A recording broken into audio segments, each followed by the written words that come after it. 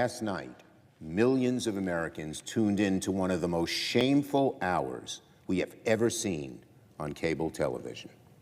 With contempt for the facts, disregard of the risks, and knowing full well he was lying to his audience, Fox News host Tucker Carlson ran a lengthy segment last night arguing the January 6th Capitol attack was not a violent insurrection.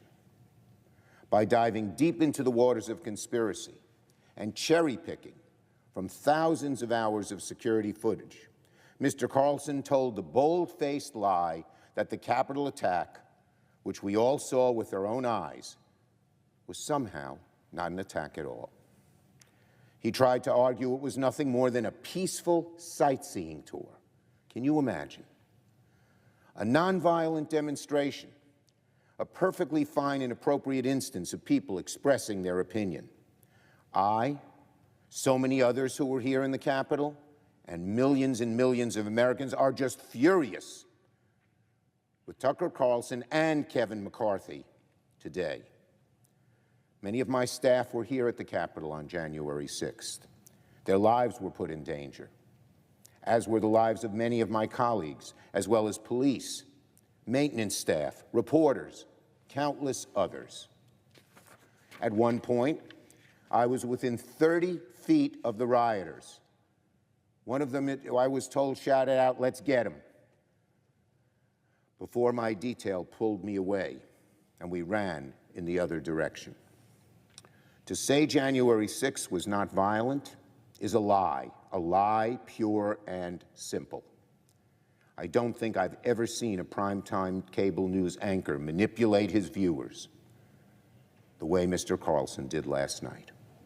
I don't think I've ever seen an anchor treat the American people and American democracy with such disdain. And he's going to come back tonight with another segment. Fox News should tell him not to. Fox News, Rupert Murdoch, tell Carlson not to run a second segment of lies. You know it's a lie. You've admitted it's a lie. And Speaker McCarthy is every bit as culpable as Mr. Carlson. Speaker McCarthy's decision to share security footage with Fox looked like a mistake from the very beginning. But after last night, it looks like a disaster. Speaker McCarthy has played a treacherous game by catering to the hard right. He's enabled the big lie and has further eroded away at our precious democracy. When people don't believe elections are on the level, that's the beginning of the end of this bold experiment in democracy that has gone on for more than 200 years. It's all the more shameful because Speaker McCarthy knows precisely what kind of customer Mr. Carlson is. He's not surprised by this outcome. What a low point for Speaker McCarthy. What a low point for Fox News. As reporting on the Dominion lawsuit shows, Mr. Carlson had no problem admitting behind the scenes that the big lie is pure garbage. When Sidney Powell went on the air to push the stolen election narrative, Mr. Carlson told fellow anchor Laura Ingraham that Sidney Powell is lying. His words by the deposition. Mr. Carlson's own producer texted him that, quote, "I don't think there is evidence of voter fraud that swung the election."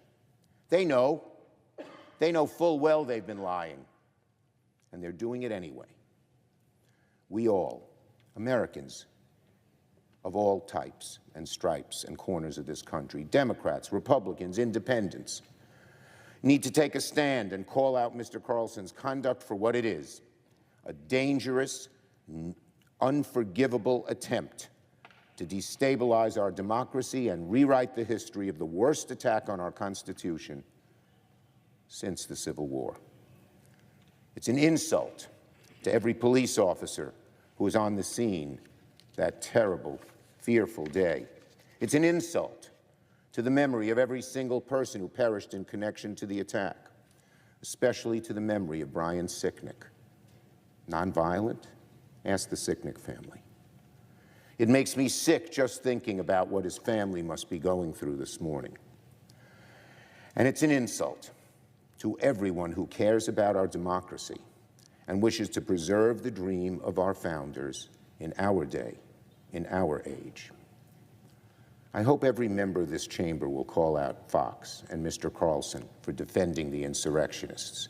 And again, I am disappointed and angered in Speaker McCarthy's decision to share sensitive security footage with Mr. Carlson.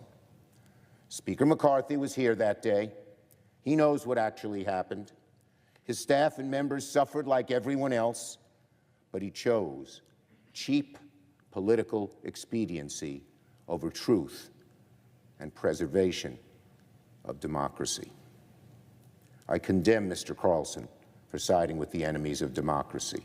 I strongly condemn Speaker McCarthy's actions and fiercely oppose his decision to share this footage with Carlson.